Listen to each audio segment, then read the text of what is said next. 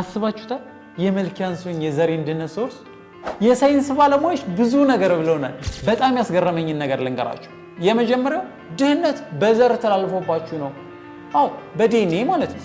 አስበውና ቅምቅማያት የነበረበት ድህነት ላንተ ሲዘርፍ ያደላቸው ወርቅና ጠገራ ብር ያወርሳሉ። አንተ እንደ ስኳርና እንደ ደም ግፊት ድህነትን ስትወርስ ማለት ነው። ለዛም ይመስለኛል አንድ ወዳጄ አያት ከረፈፍ አባት ከረፈፍ አንተ ከረፈፍ ይላል። በ2018 በሚኖሩን 52 ሳምንታት ትልቅ ቻሌንጅ እንጀምራለን።